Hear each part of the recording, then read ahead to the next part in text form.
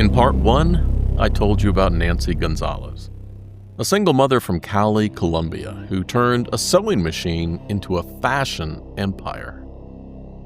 Her crocodile caiman and python handbags sold at Bergdorf Goodman for thousands of dollars.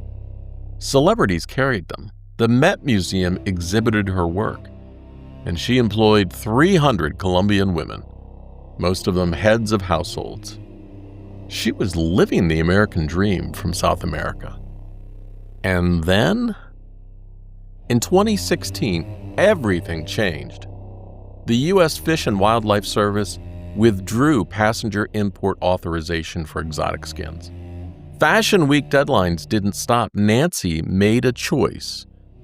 She would smuggle sample bags through couriers to meet those deadlines. For 3 years, she recruited employees, friends, and relatives, sometimes 40 couriers per season, to carry bags through airports without proper permits. She ignored warnings in 2016 and 2017. And after her son Santiago died in 2017, the operation continued. The pressure mounted, and the scale increased. And in July 2022, Colombian authorities arrested her at her home in Cali. And that's where I left you. Now, in part 2, I answer the question that's divided everyone who's heard this story. Is Nancy Gonzalez the villain who got what she deserved? Or is she a scapegoat for an industry that looked the other way? Because here's what happened next. After 14 brutal months in a Colombian maximum security prison, Nancy, age 71, was extradited to the United States. She pleaded guilty without a deal, and on April 22, 2024, she stood before a federal judge in Miami while prosecutors compared her to a cocaine kingpin. This is part 2, The Reckoning.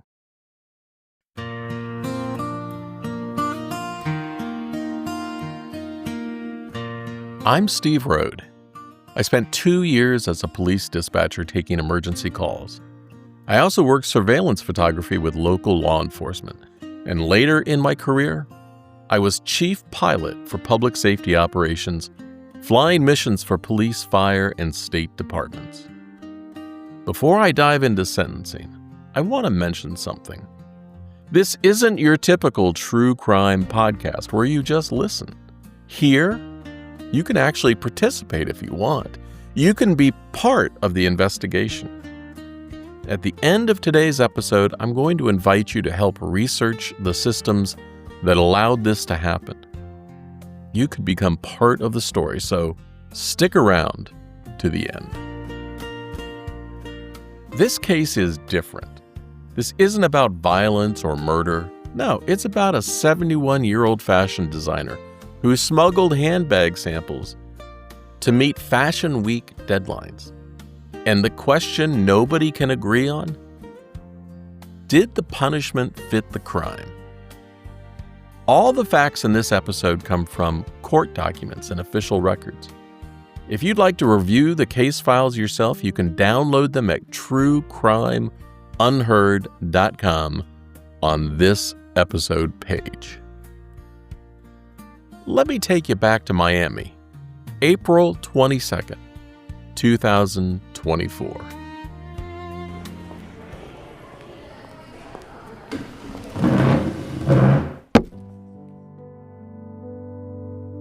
The Wilkie D. Ferguson U.S. Courthouse sits in downtown Miami. It's a modern glass and steel structure that houses the Southern District of Florida federal courts. And on a Monday morning in late April, according to court records, the spring humidity already thick in the air outside, Nancy Gonzalez sat in courtroom 12-3 on the 12th floor. Picture the scene. According to court records, Nancy was 71 years old, dressed conservatively, flanked by her attorneys, Sam Rabin and Andrea Lopez. She'd been free on bond since August 2023, confined to her daughter's home under GPS monitoring. But this morning? No, this morning was the moment of truth. Judge Robert N. Scola Jr., a senior U.S. district judge with decades on the bench, would decide her fate. Would she return to prison? For how long? The sentencing guidelines recommended 30 to 37 months. The defense wanted time served, credit for the 14 months Nancy had already sat in Colombia's Buen Pastor Women's Prison. The government wanted years. According to court transcripts, the courtroom was tense. The hearing had been continued once already to allow more time for preparation. Both sides had filed extensive memoranda.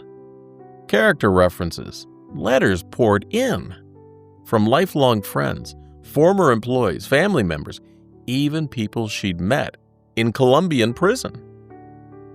Everyone knew this was more than just a sentencing. This was a referendum on selective prosecution. The air in the courtroom would have been cool because federal buildings keep their climate control aggressive. But according to those present, you could feel the weight of what was about to happen. Nancy's future, the question of justice, the ghost of 300 Colombian women who'd lost their jobs, all hanging in the balance. The prosecution would speak first, and what they said would shock everyone in that room.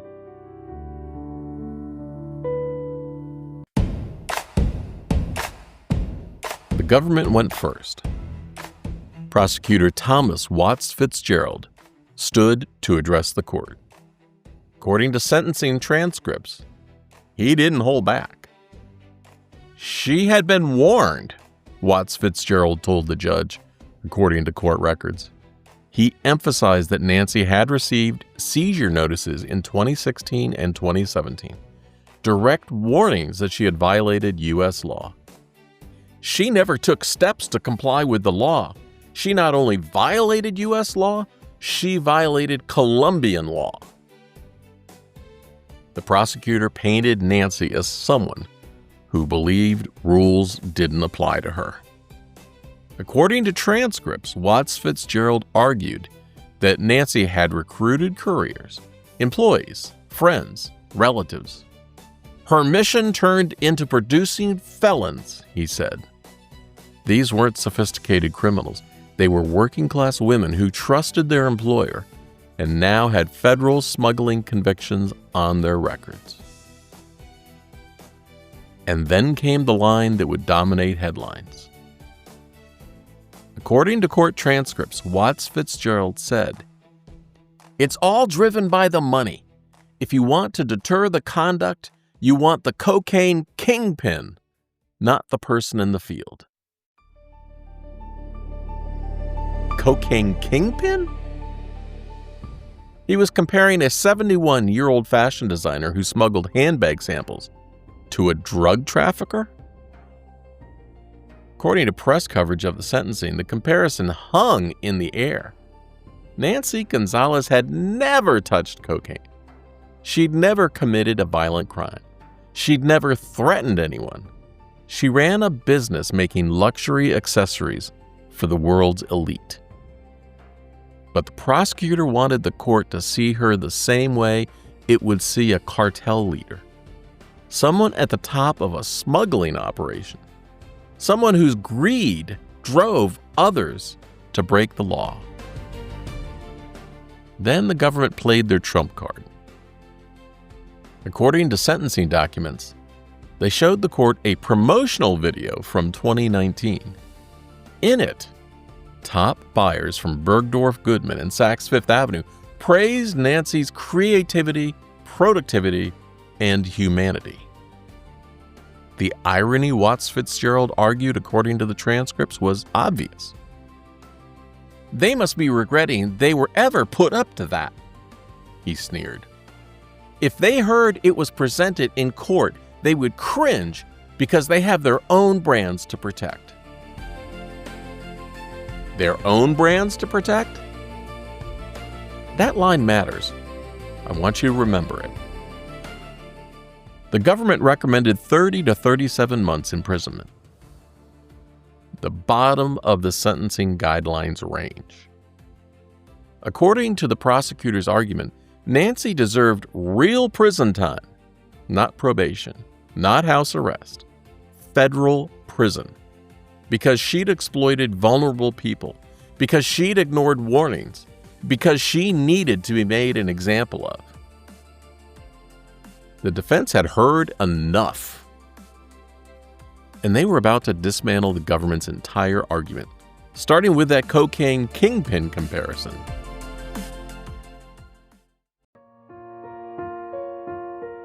And then it was the defense's turn. Andrea Lopez, one of Nancy's attorneys, stood up. According to court transcripts, she'd prepared a PowerPoint presentation, and she started by going after the government's cocaine kingpin comparison. She reminded the court who Nancy Gonzalez actually was. According to defense arguments documented in court filings, Lopez said, "Ms. Gonzalez is a woman from Colombia that started this company. Her and her husband divorced, and she had 2 small children. She started this company from her house with a sewing machine. Not a cartel, not a criminal empire, a woman with a sewing machine." Lopez showed the court photographs. Nancy as a young mother with her 2 children. Nancy with her 103-year-old mother. Nancy with her 300 women who worked for her company, and most of them heads of households. Most of them earning wages above industry standard. According to the defense presentation, Nancy had provided childcare for employees. She paid for their children's education. She helped employees battling cancer. She built a company that lifted an entire community. And then, according to Lopez, the government destroyed it all. Over handbag samples, over paperwork violations. But the defense didn't just argue selective prosecution. According to the sentencing memorandum, they challenged the very nature of what the government was calling a wildlife crime. First, according to defense filings, all the animals involved were captive bred, not wild caught, not endangered. These were CITES Appendix II species, caiman and python raised on commercial farms, specifically for the leather industry. The defense argued this wasn't poaching. This wasn't threatening wild populations. This was farm-raised animals bred for commercial use.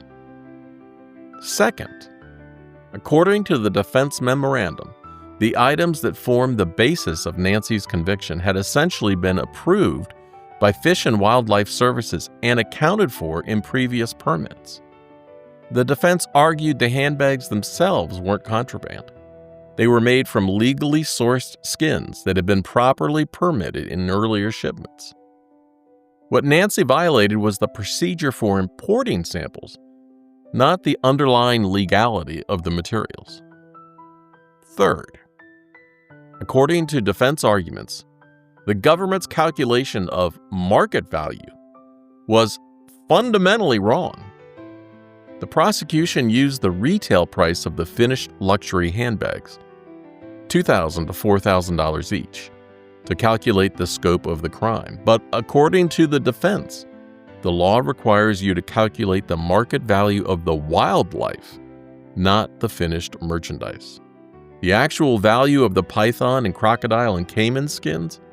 Well, according to the defense's calculations, somewhere between $50 and $200 per hide. The difference between a $50 hide and a $2,000 handbag is craftsmanship, design, brand value, not wildlife. The government inflated the numbers according to the argument by valuing Nancy's artistry and brand as if it were a wildlife crime. And then the defense got even more pointed. According to court arguments, Lopez brought up other designers, other cases, other outcomes. She said, "This is not the first time someone has been charged with this." She cited a designer named Rosa Papoff, charged with similar violations involving exotic skin handbags. Papoff's case? Well, according to defense filings, she received probation. No prison time. Another case, according to Lopez, a major fashion house was caught with $1 million worth of improperly documented crocodile bags. The punishment? An administrative fine, no criminal charges. Lopez showed the court promotional materials from luxury retailers. Bergdorf Goodman's buyers praising Nancy on camera. Saks Fifth Avenue featuring her handbags in their Fifth Avenue windows. Neiman Marcus ordering her collection season after season. According to the defense argument, these retailers purchased those bags. They displayed them, they sold them, and they profited from them. Where were their charges? Where was their accountability? Ms. Gonzalez has been treated most unfairly, Lopez argued, according to court transcripts. While other designers faced administrative penalties, she faces years in federal prison, while retailers who sold her bags walk away clean. She loses everything. According to the defense, this was not justice. This was selective prosecution, and Nancy was convenient, a Colombian, an immigrant, and lacking institutional protection. She was an easy target. But that raised a question nobody wanted to answer. If this really was selective prosecution, where were Bergdorf Goodman's charges? Where was the Saks investigation?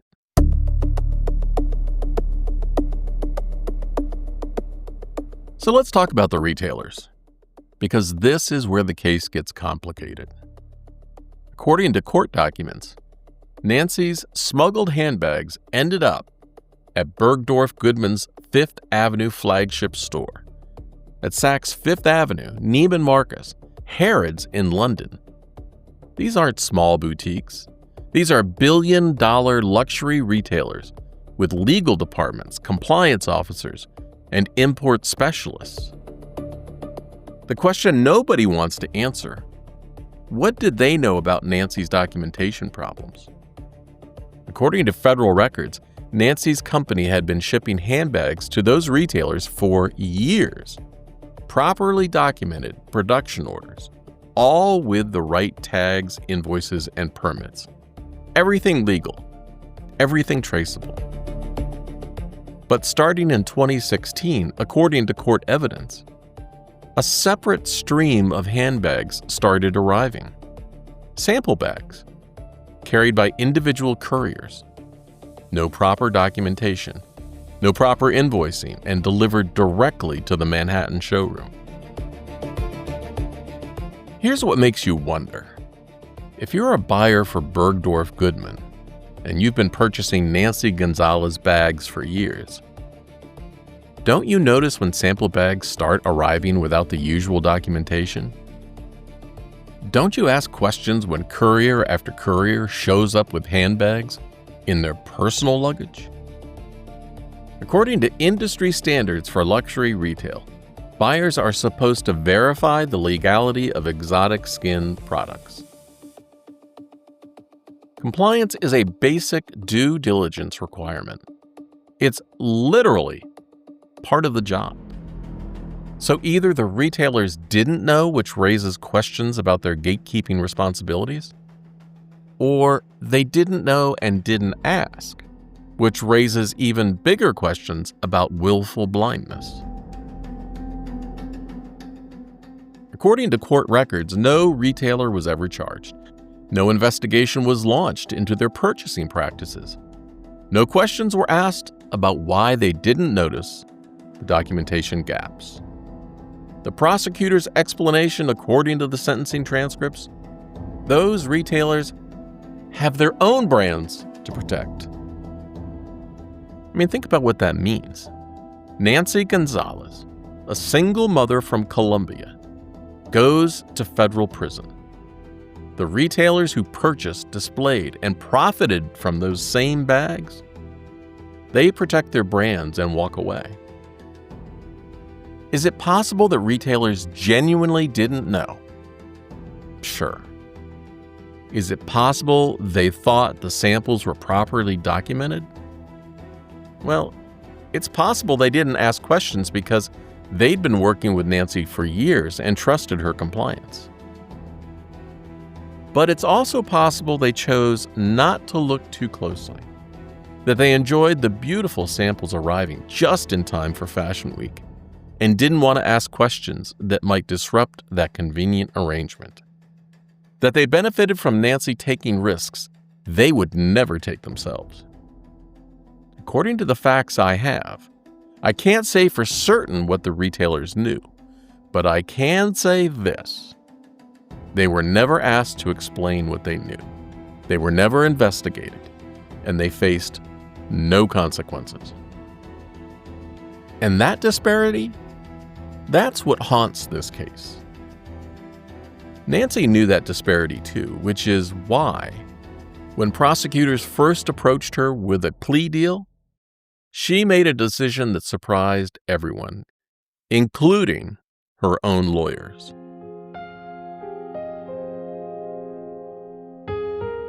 Let's go back to August 2023.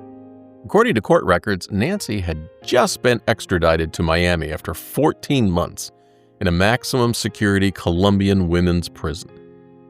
Federal marshals brought her before Judge Scola. Her attorneys immediately began negotiating.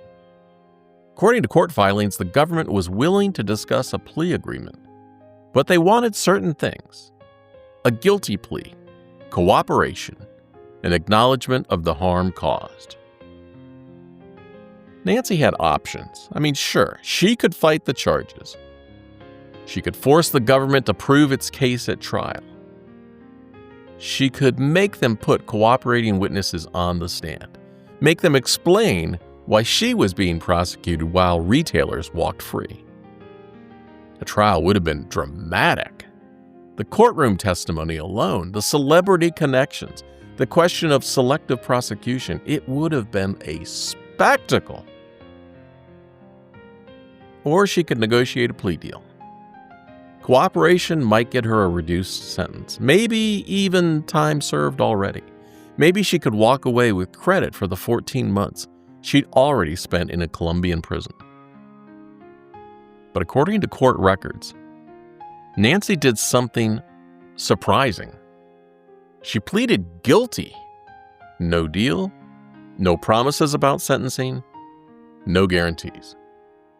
According to the plea agreement filed in November 2023, Nancy admitted to conspiracy to smuggle goods into the United States and making false statements to federal officers. She admitted she recruited others. She admitted she ignored warnings, and she admitted she'd lied to federal agents. She accepted responsibility completely, without reservation. Why would she do that? According to her attorney's later arguments, Nancy genuinely felt remorse. She was 71 years old, facing the end of her life. She didn't want to drag her employees through trial testimony. She didn't want to force her family to relive the nightmare publicly. She wanted to accept her punishment and move forward with whatever time she had left. According to prosecutors, she pleaded guilty because the evidence was overwhelming. She had no defense. A trial would have been a disaster. Pleading guilty was her best option. Both things, according to the court record, are probably true. Nancy was guilty. The facts were not in dispute. She'd broken federal law systematically, repeatedly, after warnings. a jury would have convicted her in minutes. But she was also a 71-year-old woman who'd lost her son to suicide, lost her company, spent 14 months in maximum security, and was facing the reality that she'd destroyed everything she cared about and built. Pleading guilty without a deal was, in a way, the only dignity she had left. The ability to say, yes, I did this. I take responsibility. I'm not going to make excuses or drag others down with me. It was brave or desperate or both. And it meant she'd have no leverage at sentencing, no cooperation credit, no promises, just the facts, her remorse, and a judge's discretion. Which meant when the judge asked if Nancy wanted to address the court, everything depended on what she said next.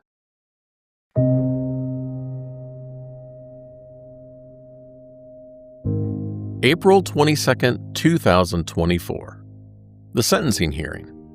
According to court transcripts, after the prosecutor and defense attorneys made their arguments, Judge Scola asked Nancy if she wanted to speak. She did. According to the sentencing transcript, Nancy stood. She spoke in English, not her first language, but she wanted the court to hear her own words. This is what she said according to the official court record. Your Honor, I want to say, first of all, that I'm very sorry for everything that I did. I am sincerely regretful. It was never my intention to harm anyone. I know what I did was wrong. I broke the law. I take responsibility for my actions. I am not making excuses. She paused.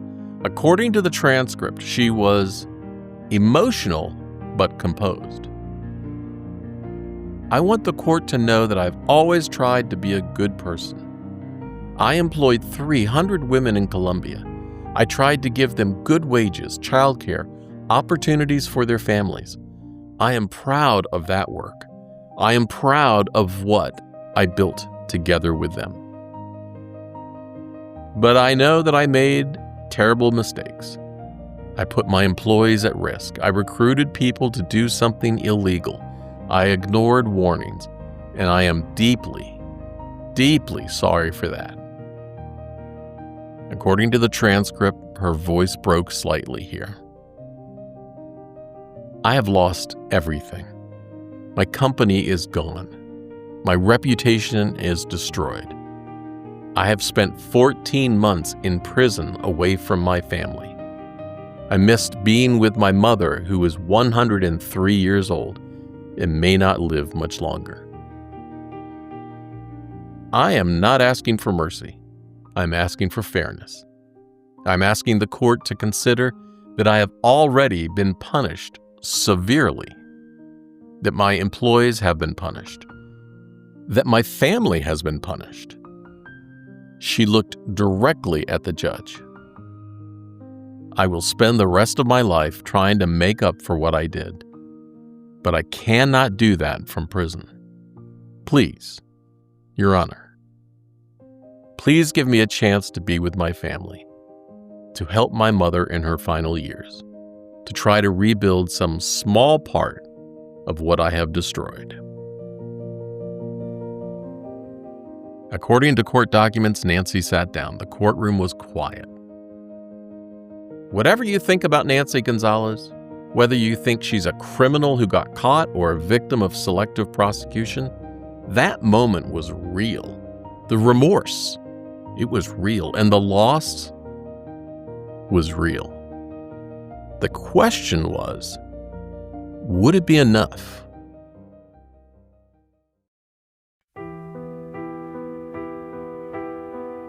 Judge Scola took his time. According to court transcripts, he acknowledged Nancy's remorse. He acknowledged the letters from employees, friends, family members, all attesting to her character, her generosity, and her decades of good work. He acknowledged the selective prosecution argument, the fact that retailers weren't charged, the fact that other designers received lesser penalties, the legitimate questions about fairness. But he also acknowledged the law. According to the transcript, Judge Scola said Nancy had been warned, repeatedly, explicitly. She'd chosen to continue anyway. She'd recruited others to break the law with her. She created a systematic operation over 3 years. The court must balance mercy with deterrence, Judge Scola said. Yes, others may have escaped accountability, but that doesn't mean there should be no accountability at all. The sentencing guidelines recommended 30 to 37 months. The government wanted 30. The defense wanted time served. The 14 months Nancy had already spent in Colombian prison. According to court records, Judge Scola gave Nancy credit for the time she'd served. He acknowledged her age, her health issues, her remorse, and he reduced the sentence below the guideline range. The sentence? 18 months in federal prison. With credit for the 14 months Nancy had already served in Colombia, she would serve approximately 4 more months in U.S. federal custody. Then she would be deported back to Colombia to serve 3 years of supervised release. According to media coverage of the sentencing, reactions were swift and divided. Camp 1.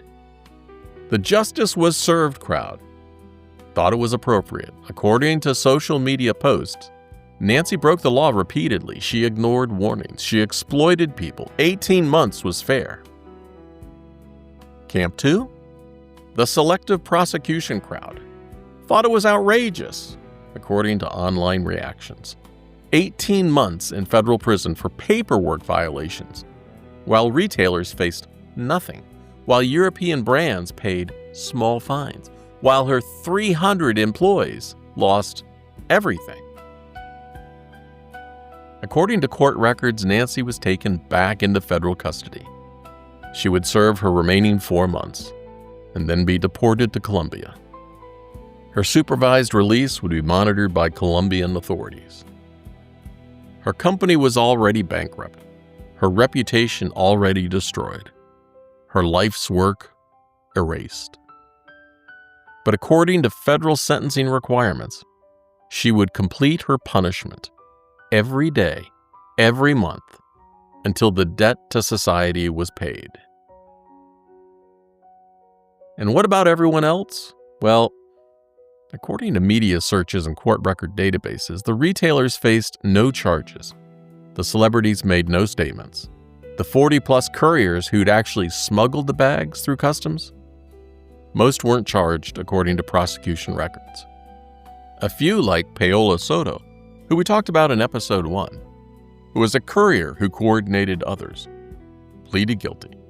According to court records, Soto was initially sentenced to 30 months, but received a reduced sentence of 8 to 9 months after cooperating with prosecutors. Nancy went to federal prison. The sentence was delivered. The case was closed. Justice, according to the court, had been served. But had it? Let me stop here for a moment. Something about this case keeps bothering me. I've spent 30 years as an investigative journalist covering financial criminals, Ponzi schemers, corporate fraudsters, embezzlers who stole millions, and I've seen how they get treated compared to Nancy Gonzalez. Nancy gets 18 months in federal prison for smuggling handbag samples. But I've covered executives who've defrauded investors out of billions and got probation or house arrest. What's going on here? It's what criminologists call the white-collar crime penalty gap. And Nancy's case is a perfect example. Here's how it works.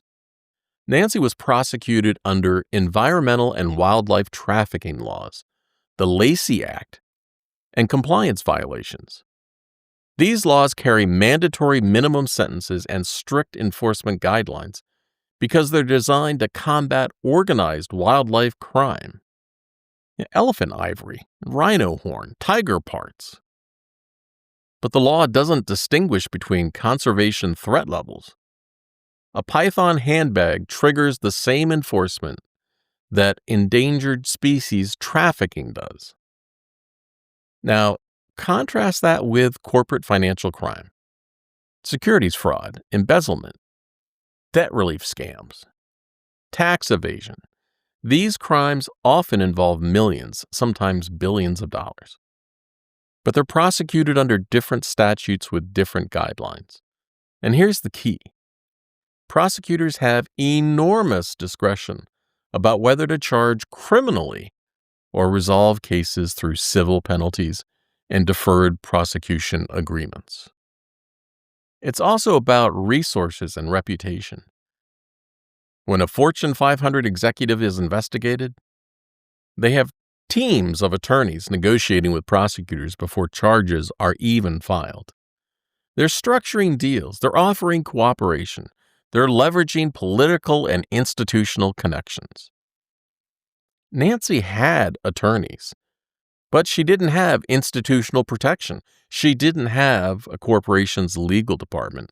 And the retailers who sold her bags, they had exactly that kind of protection. Here's the other factor: visibility of harm. Financial crime often have diffuse victims: investors, shareholders, taxpayers, consumers. The harm is abstract, but wildlife crimes have visible enforcement metrics. Seizure numbers, conviction rates, easy headlines. Prosecutors can point to Nancy's case and say, "We're tough on wildlife crime." It's concrete, it's measurable, it looks like justice. Even though, according to conservation experts, python and caiman and crocodile aren't endangered species when properly farmed. The conservation value of prosecuting Nancy versus investigating the retailers who created demand for improperly documented products, well, it's questionable. But the enforcement value? Very high. It's a clear win. I think this is selective prosecution, not necessarily in the legal sense. Sure, Nancy did break the law, but selective in the practical sense of who gets charged, under what statutes, with what level of prosecutorial discretion. The system didn't just punish Nancy's crime. No, it punished her lack of institutional protection. And that's what haunts me in this case, because reasonable people can look at this and ask, yeah, Nancy broke the law, but did the punishment fit the crime when you compare it to how we treat corporate executives? Did justice require destroying her company and 300 jobs? Or did we just need an easy win? Those are the hard questions, and I don't think the legal system has good answers. But what did have an answer was Nancy's future, because while I debate the philosophy of justice, she had to live with the reality of what came next.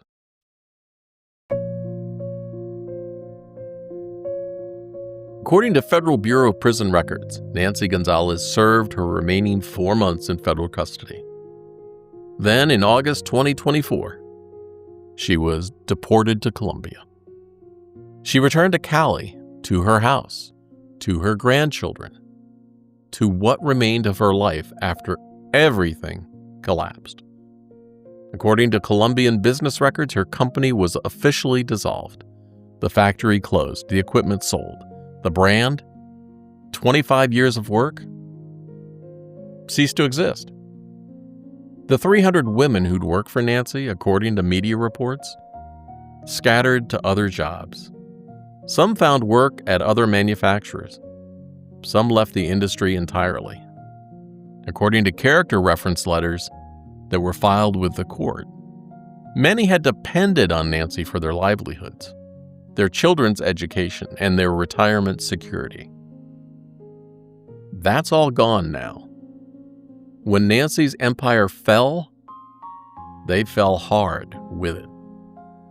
According to interviews given to Colombian media, some former employees still speak fondly of Nancy. They remember her generosity. They remember the wages above industry standard. They remember feeling valued. Others, according to those same reports, feel betrayed. She put them at risk. She recruited them for illegal activities. And she put Fashion Week deadlines over their safety. Both perspectives, according to the facts, contain truth. And what about the couriers? Well, according to court records, most were never charged.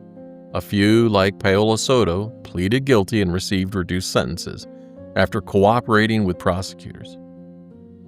But they all carry the weight of what happened. According to victim impact considerations, they trusted their employer. They thought they were helping. They became federal criminals without understanding the risk. According to federal regulations, they now have smuggling convictions on their records. That affects employment, immigration status, background checks, the rest of their lives. Nancy recruited them. She told them it was fine. Nancy knew the risks, but didn't tell them. So they paid too. And where are they all now? Well, Nancy, the retailers, the employees, the couriers. 5 years after the arrest, what's left of everything that fell apart? Let's talk about it.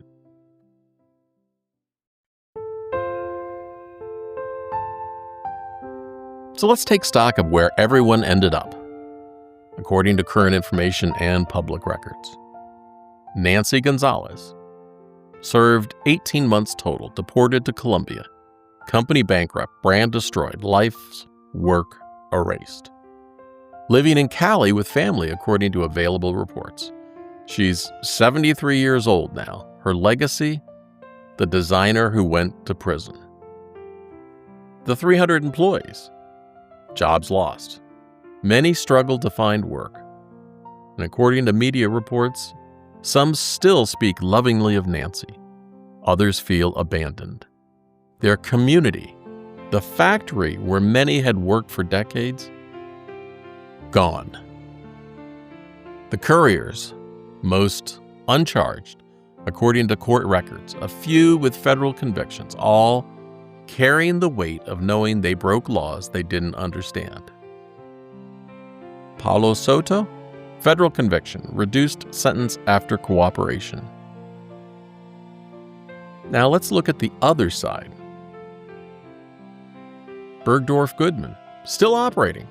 Fifth Avenue flagship, still selling exotic skin handbags from other designers. No charges filed. No investigation documented. No public statement about the Nancy Gonzalez case. Saks Fifth Avenue, still operating, still selling luxury exotic skin accessories. No charges, no investigation, no comment.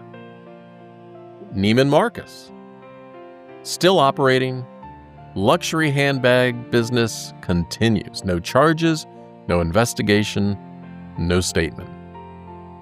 The celebrities who wore Nancy's bags and appeared in promotional materials? Silent. No statements, no apologies, no acknowledgement.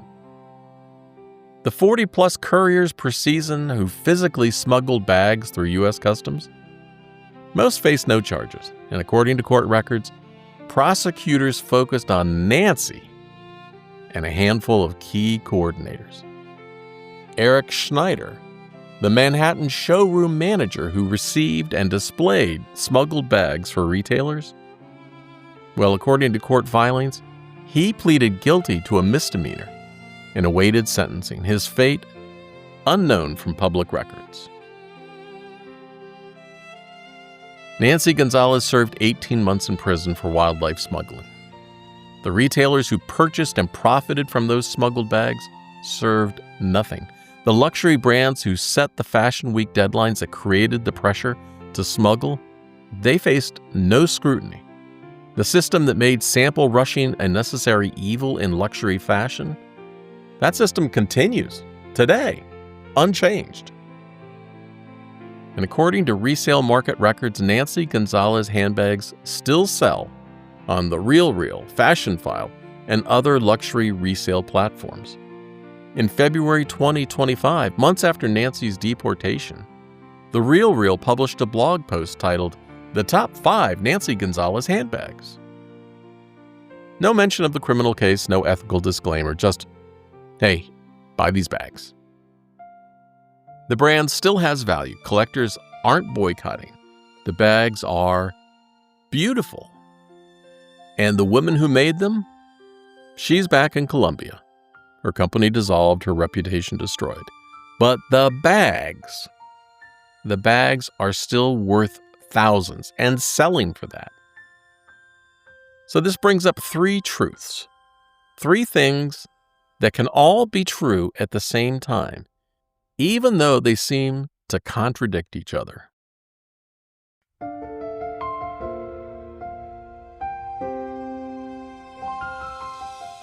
Before I close this story, I want to share something with you. Throughout this case, I kept trying to figure out who was right. Camp 1, who thought Nancy got what she deserved, or Camp 2, who thought she was a scapegoat. And I realized, both camps are right, because this case contains 3 truths that can't be reconciled. And justice requires us to hold all 3 simultaneously. Truth 1. Nancy Gonzalez broke the law. According to court documents, Nancy systematically smuggled exotic skin handbags into the United States without proper documentation. She did this repeatedly, over 3 years, after multiple warnings from federal authorities. She recruited couriers, paid for their travel, instructed them to lie to customs officials. She created a criminal operation. Look, that's not in dispute. She pleaded guilty. She admitted everything. She accepted responsibility. Nancy Gonzalez was a criminal who got caught, and the law applied to her just like it applies to everyone else. She deserved consequences. Truth 2. Nancy Gonzalez was selectively prosecuted. According to court records and public information, the luxury retailers who purchased Nancy's smuggled bags faced no investigation.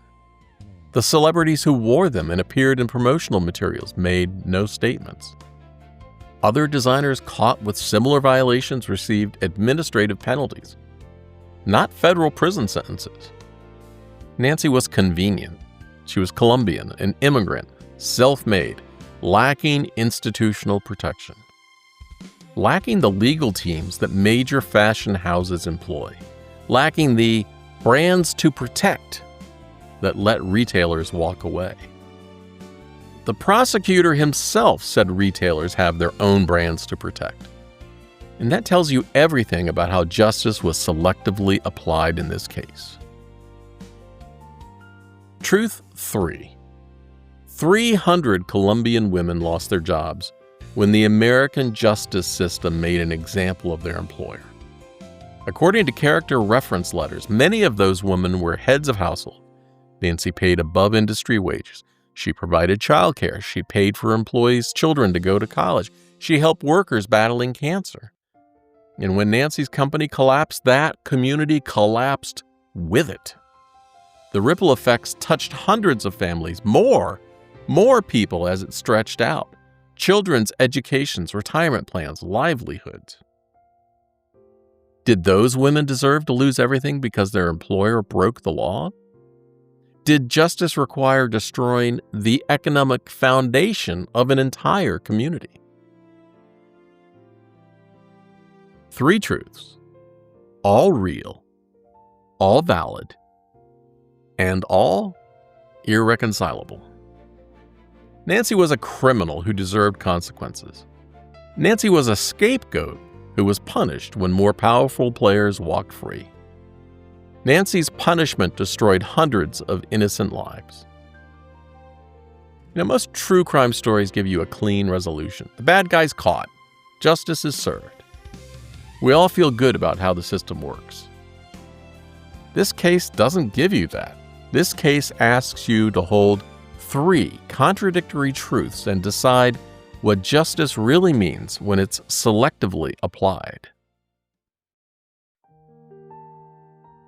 So here's what I keep coming back to.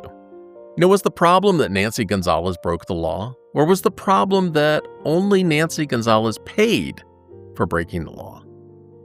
Because according to the facts, everyone in this supply chain benefited from those smuggled handbags. Nancy made money, couriers got paid, the showroom sold bags, retailers featured them in their stores, celebrities wore them for publicity. Everyone profited. But when the law came down, only Nancy and only a few employees faced consequences. The retailers who should have been gatekeepers, who should have asked questions about documentation, and who profited massively from selling those handbags, well, they protected their brands and walked away. The prosecutor compared Nancy to a cocaine kingpin. He wanted the person at the top of the smuggling operation. But who's really at the top of the fashion industry's supply chain? The designer trying to meet impossible deadlines?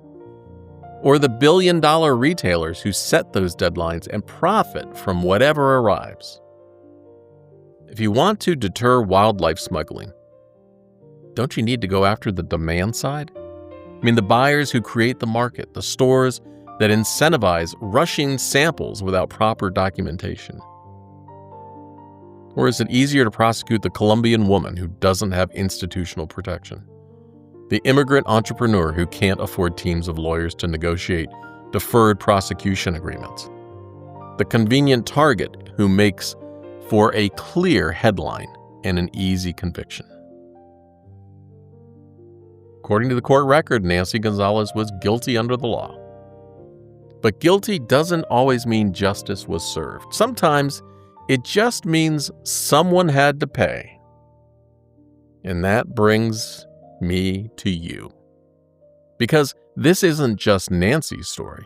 It's about systems we all participate in. As consumers, as buyers, as people who benefit from global supply chains, we never question. Before I close, I want to invite you to do something with me. This case raises questions that go beyond Nancy Gonzalez. Question about who faces accountability in systems we all participate in. So I have a research opportunity for you, if you choose to accept it. If you go to truecrimeunheard.com, you'll see a Submit Research button right on the homepage, and click that to share your findings. Here's what I'd like for you to investigate if you're up for the challenge. First, check your own closet. Look at leather goods you own: bags, shoes, belts, wallets. Do you know where they came from? What species, what country were they legally sourced? Most of us have no idea. Take some photos, research the brands, document what you find. Second, research one luxury brand you've purchased from or admire. What are their stated policies on exotic skins? How do they verify legal sourcing? What accountability do they have when suppliers break the law? You might be surprised by what you find or don't find. Now, this is important. Stick to public records and published sources only. Do not contact anyone involved in cases or invade anyone's privacy. We're researching systems and patterns, not individuals. Third, I want you to share your findings. Go to truecrimeunheard.com, click Submit Research, and tell me what you've discovered. Let's have a conversation about consumer responsibility in systems where someone always pays the price. A few ground rules, because this matters. Don't harass brands or individuals. Don't dox anyone. Don't spread unverified claims. This is about learning and conversation, not vigilante justice. The goal isn't to shame anyone, it's to understand the systems. Because justice isn't about just courtrooms. It's about whether we're willing to look honestly at how our choices connect to someone else's consequences. When you buy a luxury handbag, someone made it. Someone sourced the materials. Someone transported it. Someone took risks you'll never see. Nancy Gonzalez took those risks and paid the price. Sure. The retailers who sold her bags didn't. The question is, do we, as consumers, have any responsibility to understand the difference? Look, I don't have the answer, but I think it's worth asking. So complete your research. Share what you learn. Let's figure this out together. Visit truecrimeunheard.com and click the Submit Research to share what you find. But before I go, one final thought about what justice really means when the system gets to choose who pays. Fashion, as it turns out, has a dark side. Behind the glamour of Fashion Week, behind the celebrities on red carpets, behind the luxury boutiques on Fifth Avenue, there's a supply chain that runs through small workshops in Colombia, through airport security, through customs enforcement, through federal courtrooms. And when that supply chain breaks, someone's going to pay. In Nancy Gonzalez's case, a lot of people paid. Nancy paid with her business, her reputation, and 18 months of her life.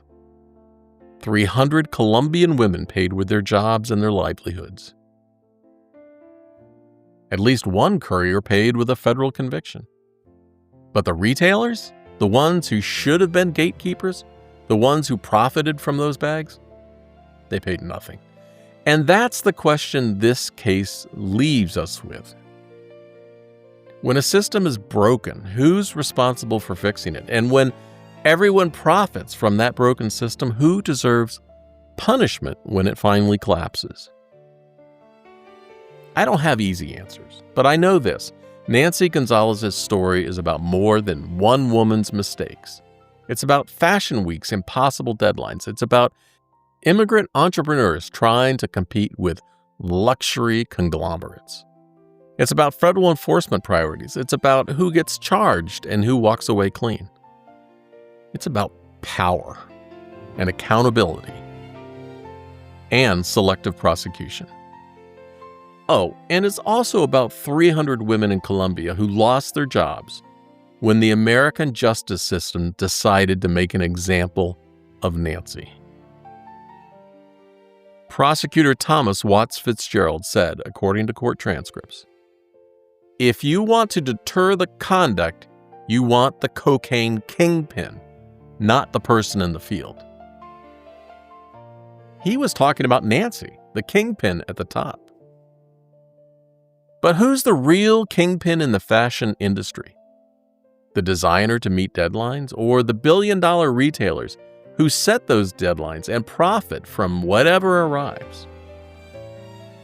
That's the question nobody wants to answer. Until they do, there will be more Nancy Gonzalez's, more small manufacturers trying to navigate impossible systems, more couriers, more collateral damage. The law says Nancy was guilty. The judge agreed. And so did Nancy herself. But guilty doesn't always mean justice was served. Sometimes it just means someone had to pay. And sometimes the wrong people pay the highest price. Well, that's the story of Nancy Gonzalez, the fashion designer who fell. Part 1 showed you the rise and the fall.